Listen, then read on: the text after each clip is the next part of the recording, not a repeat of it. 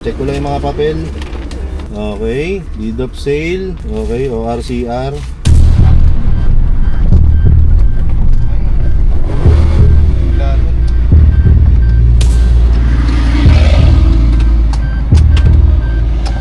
Okay, pangalawang hintuan namin ngayon dito sa may Startol pa lang kami. Kasi may nag-a-alarm dito habang umaandar kami. Lumabas yung parang, ayan, nangangamoy oh. So ito yung hirap no, na medyo hindi namin kilala yung sasakyan.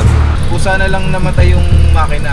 May mga problema talaga na hindi naman natin mape-predict.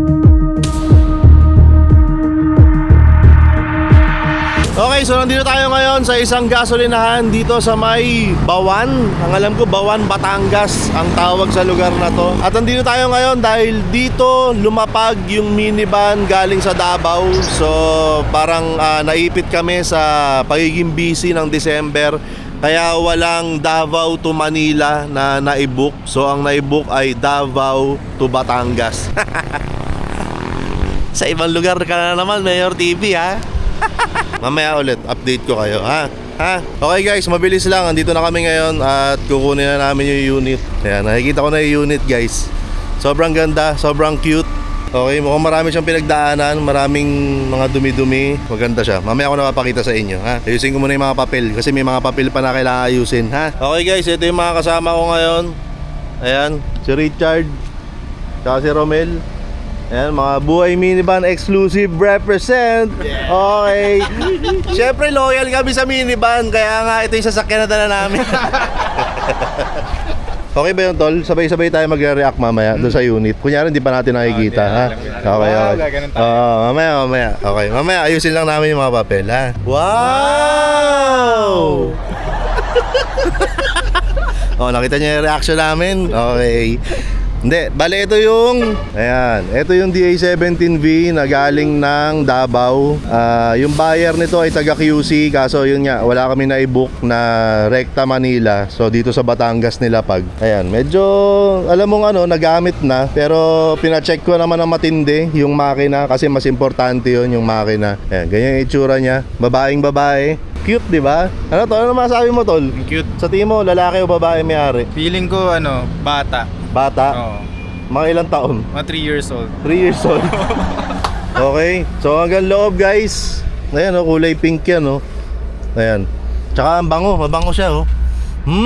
Bango. Ang bango sa loob ng kulay pink. Ayan. Nandito yung mga papel. Ngayon ko lang to makikita. Check ko lang yung mga papel. Okay. Deed of sale. Okay. ORCR. Okay. Tsaka ako naigutan to. Ang importante ngayon, ang pinakamatindi naming mission ngayon ay may uwi ito sa Valenzuela. Wala man lang pinauwi sa akin yung mga kaibigan ko taga Davao. Wala man lang pasalubong na kahit durian, suha. Diretso na ng Davao to. Wag! Galing nga ng Davao to eh. Ba't mo ibabalik ng Davao? Okay guys, syempre bago tayo umalis, check muna natin. Baka mamaya hindi gumagana eh. Start. Uy. Okay, tahimik ang makina.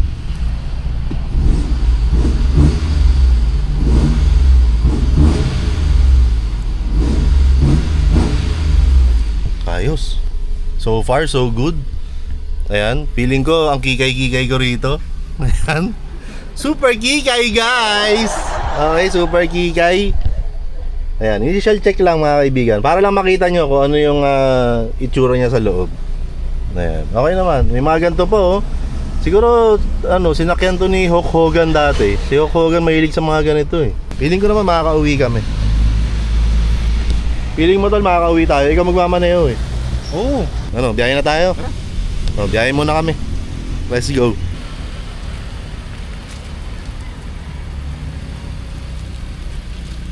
Okay guys, huminto lang kami saglit dito sa isang gasoline station na nadaanan lang namin kasi syempre kailangan i-check din namin yung hangin ng gulong dahil nga hindi naman namin alam kung okay pa ba yung gulong na to, pero chinek naman namin, hindi naman expired. Ayan, bali, ayan, ito yung itsura oh, ayan oh, ganyan oh. Ayan. Okay, ganyan yung isa, ito yung isa. Ito yung isa. Ito yung minivan. Di ba? Ang cute. Cute eh. Ayan oh. Buti lang may dala akong ganito. Importante to guys, dapat may ganito rin kayo. Niready ko lang kasi may experience ako, di ba, nung kinuha ko si YT, yung diskargado yung baterya niya. Ayan, so bumili na ako talaga ng ganito. Nasa TikTok shop mo to, di ba? Wala eh. Wala sa TikTok shop ko to. Ayan. Pero marami pang produkto ron sa TikTok shop ko. Puntahan nyo na ha. Mabiyahe na tayo, tol. Tol, hanap muna tayong kainan. Kain muna tayo. Sa'yo ba yung ano? Yung pink? Opo, kinuha po namin kanina. Order po yun eh, from Davao. Layo pa, no? Opo. Shoutout, Linus family, tsaka Villanueva family. Ayun. Taga saan po kayo, sir? Batangas City. Batangas City. Ayan, sir. Nice meeting you po, sir. Thank you po. And syempre, para naman kaming tanga kung hindi namin susubukan ang mga masarap na pagkain na dito lamang matatagpuan sa Batangas, di ba? Kaya huminto kami rito saglit sa may Brothers Grill and Restaurant dahil sila ang first place Batangas Best Lomi Competition. Sila yung first place doon. Hindi nyo alam yun, no? Hindi ko rin alam yun. Nabasa ko lang. Ayan. At dahil dito kami kumain, ang titikman namin pagkain ay walang iba kung hindi...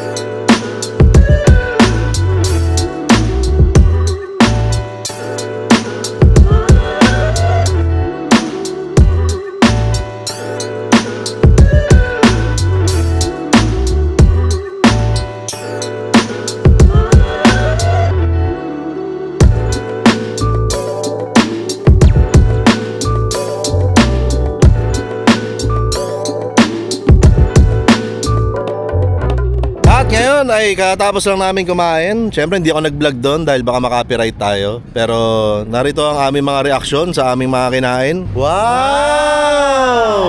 Sarap. Sarap. Lasang mushroom yung kabuti nila. Tamis anghang. Sobrang anghang. Dami sili. Oo, nakadalawang kanin ka eh. Masarap yung pagkain dito sa Brothers kasi nga sila yung first place Batangas Best Lomi. Sayang lang hindi Lomi yung kinain namin, Chami yung kinain namin. Pero ganoon talaga, kami mga creative people, we always think outside the box, di ba? So kung the best pala kayo sa Lomi Chami tayo. Okay, pangalawang hinto na namin ngayon dito sa may Startol pa lang kami. Kasi may nag-a-alarm dito habang umaandar kami. Lumabas yung parang gear na may exclamation point. ATF yun, tol. AGS na ano yun, oil, iba yung oil yun. Ay, iba to. Hindi basta ATF lang. Ayan, nangangamoy eh. Oh. Port, fifth gear eh. Tapos nagpo-port eh. Yung amoy na yan, lining yan. Ano yung amoy? Amoy lining, Lining. clutch lining. Clutch lining. Oo, yung ganyang amoy.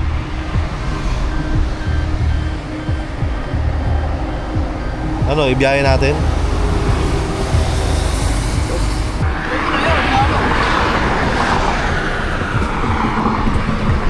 So ito yung hirap no na medyo hindi namin kilala yung sasakyan. Ayan, pero ano naman to eh na pinangako naman sa akin nung pinagbilang ko na talagang chinek nila.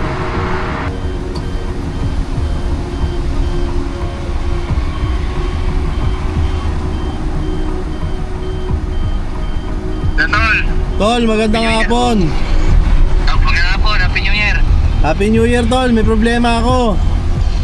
Ano? May binili kaming unit galing Davao. Ah, 17B, Tiptronic. ano problema? Nag-alarm yung yung parang gear, yung gear na na icon. Oh, yan sa transmission. Oo. Indicator. Tapos nung sinilip namin yung loob, basta nangamoy siya eh. Paano amoy doon? Amoy clutch lining. Nag-neutral o hindi? Na ano siya eh. Pagkatabi natin, namatay na lang eh. Namamatay siya kusa, Tol, pagka gumigilid. Baka naubos yung clutch lining niya, tol. Dashboard, patingin. Dashboard Ah. down.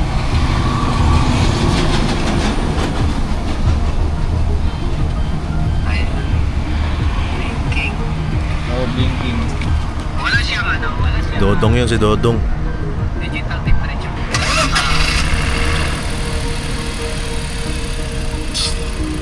Ayan, naka-start na yan. Andar na yan. Oo. Apakan mo na yung preno, then lagay mo sa drive. Ayan, Lagay mo sa manual mode. manual. Shift mo lang sa second gear, tol. Second gear. Pababa. Ayan. Kanina, mi-stop kami nung unang stop. Nag-engage naman hanggang quinta nga eh. Kaso, yun nga, nag-blink-blink na naman siya. Tapos umistop uli kami. Tapos pag-gilid namin, kusa na lang namatay yung makina. Hindi pa namin pinapatay. Sige tol, tawagan ka namin ulit. Sige, tol. Convoy ba kayo? Oo tol, dalawang sasakyan naman kami. Sige. Update mo ako, tol, kung ano man, ha? Sige tol, salamat tol, pasensya na ha. Walang problema, tol. Basta Thank you. ikaw. Thank you tol, thank you.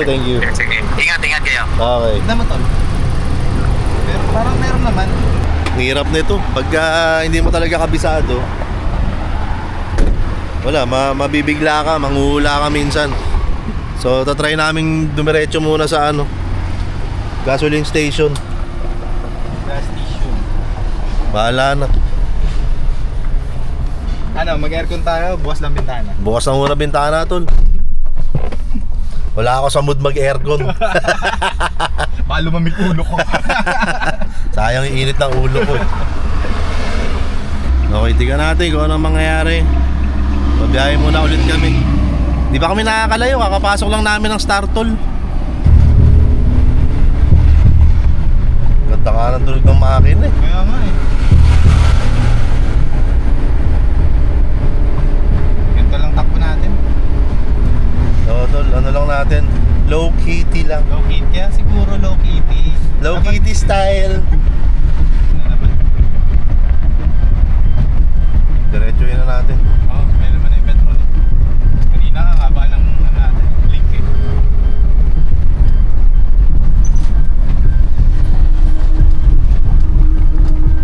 Di mo protect.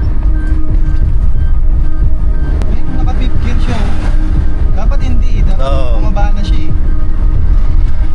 Diba? Ito nga tol, yung 1 kilometer, i-manual mo. Manual ko. Pwede ba ako mag-manual ng tumatakbo? Oo, sige.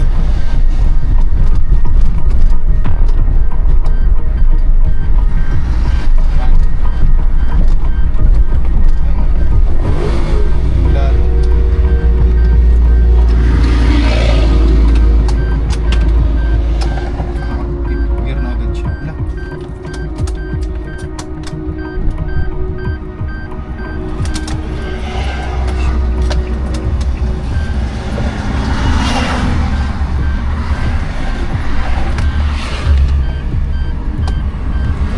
Okay na to, mag-start na ulit. Kaya ako, 64W ako. Wala masyadong Basic lang. Ba? Dito tayo.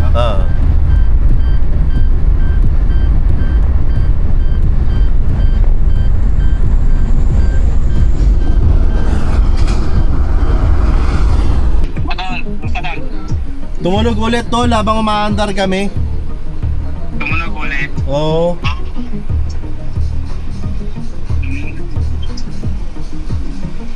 Ano kaya to? Save ba yung biyahe to? Umamoy ba? Ngayon wala eh. Naubos yung ano ba? Ngayon wala eh. Kanina meron. Ngayon hindi masyado eh. Kanina amoy na amoy namin eh. Ngayon meron. May naamoy ako. Meron nga no. Tol, hindi, kahit hindi naka-manual, nag-change gear naman siya. Kaso ang bilis niya mag-change gear. Tsaka kahit ano ka na, mabagal ka na, Ano daw yung history niyan? Sa nabilan niyo? history daw. Tol, kay ano to eh. Ang kausap ko rito ay... Ano daw, tol? Ewan ko yun. Sabi niya kanina. Malalaglag. Ay! Naka-record pala yun. Tigas ng mukha ah.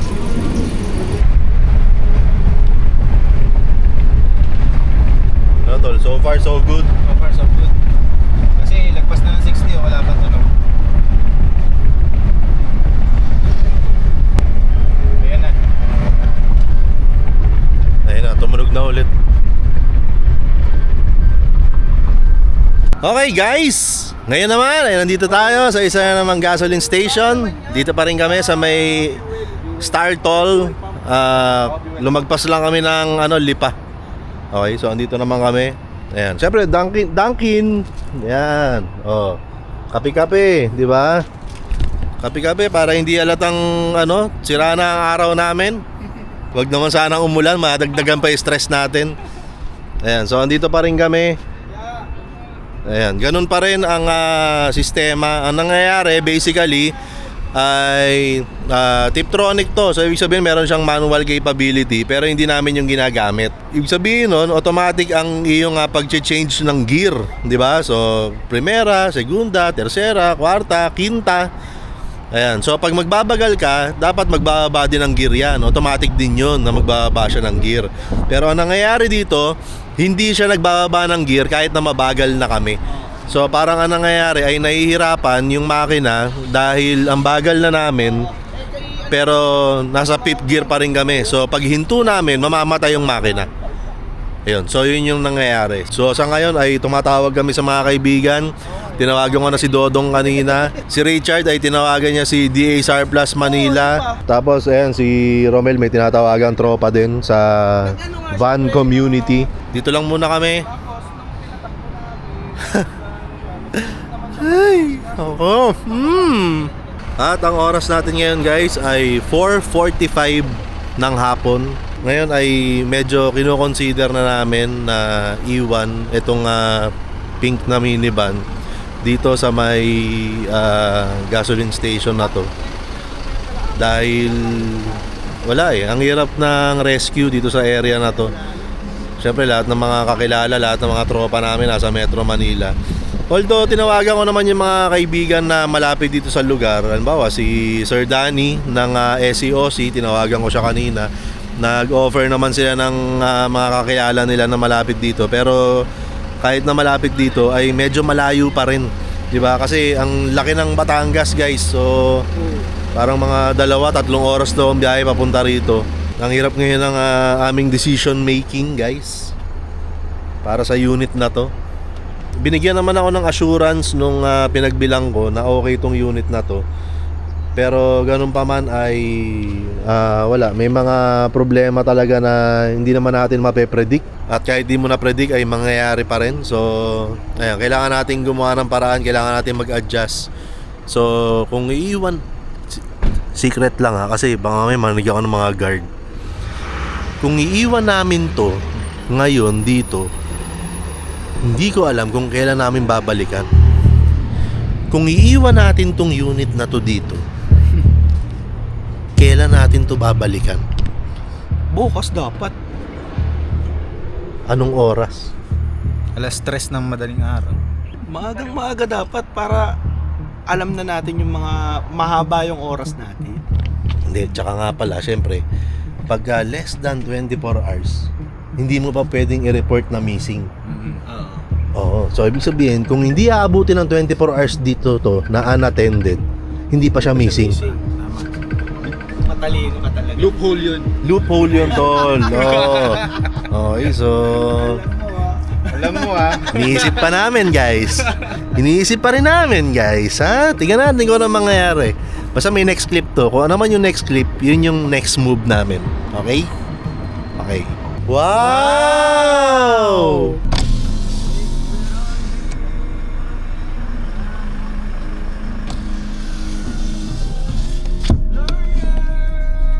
Sabi mo yung mga nakatambay. Tol, heads up lang ha. At napagkasunduan namin na pumunta rito sa DA SAR Plus Manila para sila na ang mamroblema sa problema namin. Okay? Okay, bahala sila dyan. Tama po, iniwan po namin dun sa gasoline station, yung unit. At napakabuti, napakababait ng mga tao sa DA SAR Plus Manila dahil nagpresenta po sila at buong puso, kusang loob na nag-alok na sila na daw ang pupunta para rescuehin, ayusin at iuwi ng Metro Manila yung unit. Ayan. Palakpakan para sa DSR Plus Manila! Okay, so ayan, update tayo ulit kung ano ang mga susunod na kabanata. Let's go!